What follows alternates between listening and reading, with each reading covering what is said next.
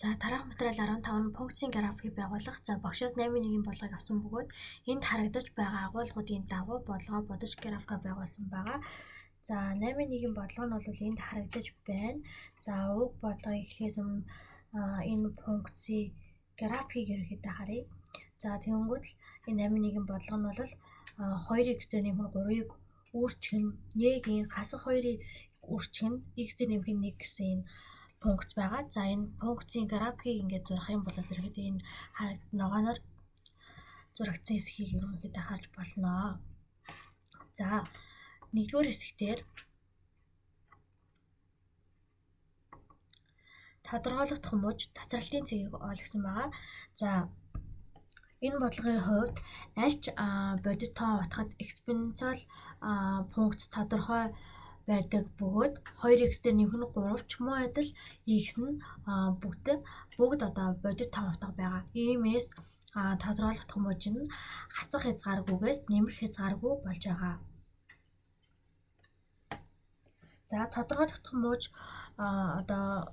мууж нь бодит тоо учраас тасралтын цэг байхгүй. За функцийн тэмдгийг хоёрт нь функцийн тэмдгийг тодорхойлогдох муужид тогтоох гэж байгаа. За уг энэ функц маань арын энэ үржүүрийг нь хараад үзэх юм бол a-ийн хасах 2-ыг үүрчих нь x дээр нэмэх нь 1 нь тэгээс их болохоор тэгээс их байна гэсэн үг. Тэгэнгүүт 2x дээр нэмэх нь 3-аар тэмдэг нь тодорхойлогдно гэсэн үг. 2x дээр нэмэх нь 3 нь тэгээс их гэхээр x нь хасах 2-ны 3-аас их гэсэн үг. За ийм учраас y нь бас муу адил тэгээс их байх ёстой. Эрс их байх ёстой. За 2x дээр нэмэх нь 3 нь тэгээс бага байхаар x нь хасах 2-ны 3-аас бага байна гэсэн үг. Тэгэнгүүт y нь муу адил тэгээс бага болно гэсэн үг. За энийг функцийн график дээр харуулъя. Илүү ойлгомжтойгоор.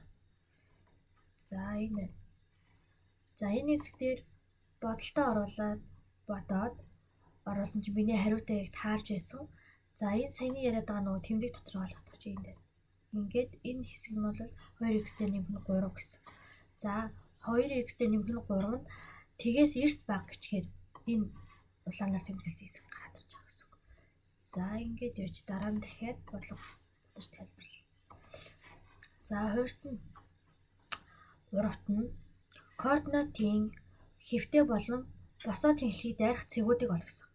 За x тэнхлийг огтлох ямар нөхцөл байдаг вэ гэхээр x тэнхлэг буюу абсцисс тэнхлийг огтлоход ординат буюу y-ийн тэгтээ тэнцүү байх ёстой.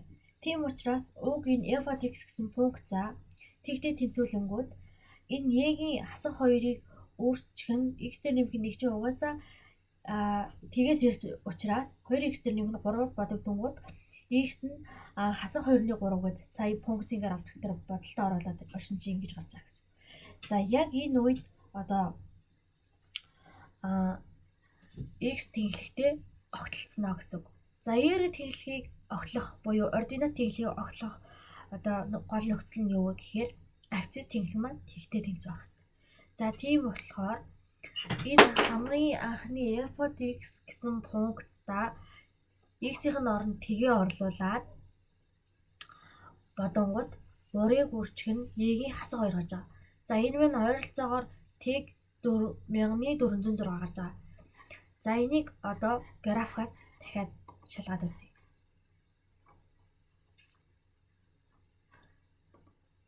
За саяны яриад байсан. Энэ А цэг бол яг А цэг бол хэвтэй тэнхлэгийг огтлж байгаа цэг гэсэн үг. Энэ цэг маань.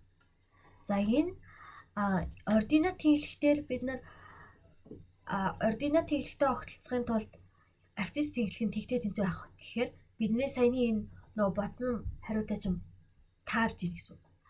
За дараагийн бодлого нь за энэ дээр ингэж оруулаад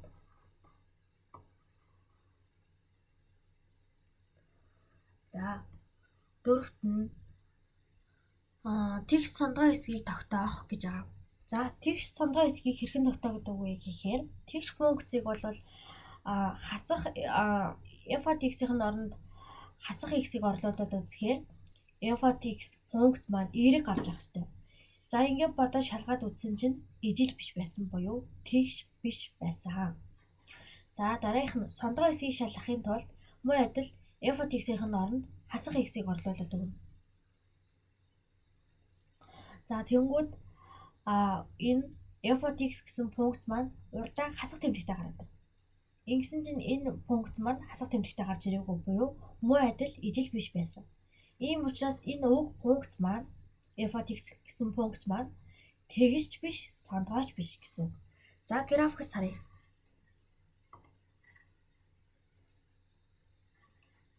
Таны яриад байсан пункт маань шалгаад үзсэн чинь яг ийм гарсан байхгүй юу? Энэ улаанаар зурагдсан хэсэгтэр ингэж гарсан гэсэн үг. Тэгэхээр ерөнхийдөө энэ ногоон энэ f(x) гэсэн пункт маань 2 дугаар одоо мөчтөр гарч ирж байхад энэ маань бол ерөнхийдөө 1 дугаар мөчтөр гарч ирж байна гэж харна гэсэн үг. За дараагийнх нь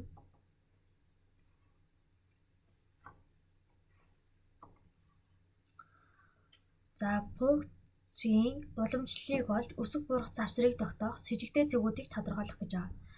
За энэ бодлого маань болохоор юу гэсэн үг вэ гэхээр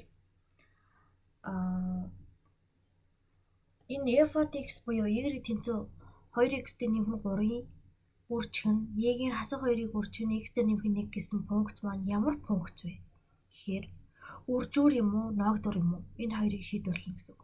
Пунктаа эхлээд хараад таних ёстой. Тэгжиж дараагийн үйлдэл рүү орно. За энэ маань ерөнхийдөө үржүүрийн пункт байна. Тэгэхээр уламжлалаа авахын тулд бид ноогдуурын уламжлалын дүрмээр авч болохгүй шүү дээ. Тэгэхээр үржүүрийн уламжлалын дүрмээр авна гэсэн үг. За үржүүрийн уламжлалын дүрм маань 2 үржигдэхүүн байхад эхнийхээс нь уламжлал авлаа. 2x-тэй нэмэх нь 3-аас уламжлал авлаа 2. За энэ дараагийн үржүүрийг нь уламжлал авахгүйгээр яг хэвэнд нь бичнэ. За үржүүрийн уламжлал уучраас нэмэх тэмдэгтэй байна гэсэн үг. За энэ эхний энэ 2x-тэй нэмэх нь 3-аас уламжлал аваад 2 болгоцсон юм чинь эндээс дараагийнхаа нэмэх тэмдэгээ залгуулж бичихтэй эндээс уламжлал авахгүй яг хэвээрийнгээр бичнэ. За уламжлал аваагүй үлдсэн энэ хэсгээс уламжлалаа авахаар ийм болж байна гэсэн үг. За энийг ингээд ерөнхийдөө ингээд задлаад бодоод хаалтаа нээж хагаад бодохоор хасах 4-ийг үржих нь x-ээр нэмэх 1-ийг үржих нь y-ийн хасах 2-ыг үржих нь x-ээр нэмэх 1 гарсан байна. За энэ дээс өсөх буурах завсрыг хэрхэн тогтоох вэ гэдгийг манай багш ингээд бараг ингээд ерөнхийдөө ийм томьёог нь хэлээд өгсөн гэсэн үг. За нөхцөл. За тэгэхээр өсөх завсрыг 1-р ирэмбийн уламжлал аваад тэгээс их гिचгээр өсөх завсар гараад ирнэ. За буурах завсар маань 1-р ирэмбийн уламжлал авснаа тэгээс бага гिचгээр буурах завсар нь гараад ирнэ. За шижигтэй цэгийг ялж болдог вэ гэхээр 1-р ирэмбийн уламжлал авснаа тэгтээд шууд тэнцвэрчээр шижигтэй цэг нь гараад ирнэ гэсэн. За энийг би график дээр илүү сайн тайлбарлая.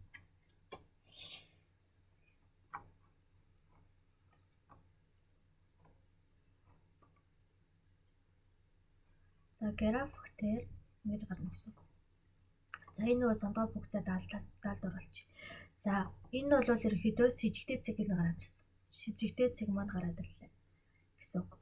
За хасах 1 гээд шижигтэй цэг нь гараад ирсэн. За дараагийнх нь болохоор энэ өсөх завсар маань тгээс их гिचгээр өсөх завсар нь гараад ирнэ. Тэгэхээр бид нарт энэ хэсэг маань өсөж байгаа завсар гэсэн үг. За буурах завсар маань энэ хэсэг. Энэ ягаанаар будагдаж байгаа хэсэг. За дараагийнх нь 2 дугаар ирэмбийн уламжлалыг олох байсан. За 2 дугаар ирэмбийн уламжлалыг хэрхэн авах вэ гэхээр 2 дугаар ирэмбийн уламжлалаа 1-р ирэмбийн уламжлал авсан пункт за яг хэвээрэнгээр нь эхлээд бичнэ. За тэрс бичсэн пункт за шинжилнэ. Ноогдуур юм уу, үржүүр юм уу гэдэг. За шинжилтийнхаа дараа ямар уламжлалын дүрмээр бодох вэ гэдгээ бас шинжлэх хэрэгтэй. Тэгэхээр энэ функц маань үржүүрийн уламжлалын дүрмээр бодогдох үржүүрийн функц байна гэж үг. За үржүүрийн функцийг сая тайлбарласан хасах. Энэ урд нь хаалтны өмнө үржигдэж байгаа тог яг үржигдэхгүй хэлбэрээр нь бичээд өгөх хэрэгтэй. Тэгэхгүй бол ингээд цаашдаа бодлого хүндэх гэсэн үг. За энэ x дээр нэмэх нэгээс уламжлал авахаар 1. За нэгийг бичих шаардлагагүй. За энийг хивэрэнгээр нь бичээд үржүүрийн функц учраас хооронд нэмээд эндээс уламжлал авсан юм чинь энийг хивэрэнгээр нь бичээд y-ийн хасах хоёрыг өөрчлөх нь x дээр нэмэх нэгээс уламжлал авахаар ийм болж ийн гэсэн үг. За энийг хаалт нэгээд задлаад бодохоор энэ гарч ийн гэсэн үг. Хасах 4-ийг үржих нь 2x дээр нэмэх нь 1-ийн y-г үржих нь хасах 2-ыг үржих нь x дээр нэмэх нь 1 гэдэг. За эндээс хотгор гүдгэр хэсгийг хэрхэн болох вэ гэж байна. За сая бид нар 1-р эренбийн уламжлал аваад тгээс их гिचгээр өсөх завсар нь гараад. Тэгвэл 20-р эренбийн уламжлал аваад тгээс их гिचгээр хотгор хэсэг нь гараад. За дараагийнх нь болохоор бид нар 1-р эренбийн уламжлал аваад тгээс бага гिचгээр буурах завсар нь гараад. Тэгвэл одоо энэ дээр 2-р эренбийн уламжлалыг аваад тгээс бага гिचгээр бидний гүдгэр хэсэг гараад байна гэсэн. За нугаралтын цэгийг яаж болдгийг гэхээр за эхлээд 1-р эренбийн уламжлалаас 1-р эренбийн уламжлал дээр нугаралтын цэгийг 1-р эренбийн уламжлал аваад тэгтээ тэнцвүүлэхээр бидний с жигтэй цаг гараад. Тэгвэл 2-р эренбийн уламжлал аваад тэгтээ тэнцвүүлэхээр нугаралтын цэг гараад ирж байгаа гэсэн. За x нь хасах 2-1-ийг хасах 2-1 дээр y нь 2y-ийн хасах 1 дээр ирэхэд нугаралтын цэг гарч ирэх гэсэн. За дараагийнх нь 7 асимптотуудыг байгаа эсхийг тогтоогоод байгуулна. За тодорхойлогдох муж нь бодит тоо учраас босон асимптот байхгүй. За хэвтэй асимптот нь бол байгаа. Бичнэ гэх юм бол лимит x нь хязгааргүй рүү тэмүүлж байх үед y нь биднэрт t байсан. Ингээд ерөнхийдөө координатын хавтгай ингээд зураад үзэхээр бидний координатын хавтгай ингээд зураад үзэхээр энэ график маань илүү ингээд тэг рүү ингээд тэмүүлээл яваад байгаа гэсэн үг. Ерөнхийдөө тэмүүлэл. За налуу асимптотын хувьд илэрхийлэл маань одоо ерөнхийдөө тэг хязгааргүй рүү тэмүүлж байгаа учраас налуу асимптот байхгүй гэсэн үг. За мөн адил функцийн графикаас харуулад өгье. За энд харагдаж байна. За энэ хэдийн нууц. Энэ бол 1-р эренбийн уламжлалын нууц шүү дээ. За 2-р эренбийн уламжлалыг авахаар тэгтээ тэнцвүүлэхээр с жигтэй цэг нь гараад ирнэ. За энийг тгээс их гээд авчаар хотгор хэсэг нь гараад ирнэ буюу бид нар ингэж зурагдаа гэсэн үг. Хотгор хэсэг. За хотгор хэсэг. За 2-р эренбийн уламжлалаа тгээс бага гिचгээр бидний гүдгэр хэсэг гараад ирнэ гэсэн үг. За гүдгэр хэсэг маань яг энэ хэсэг дээр гарч ирж байна гэсэн. Энэ зураас харагдана. За эндээс гараад дахиад энэ хэсгээр багшийн зааврын дагуу ингэж хийгээд бас бодолтуудаа оруулаад явсан байгаа. Ингээд шинжилээд явсан. За ингээд анхаарал хандуулсанд баярлалаа.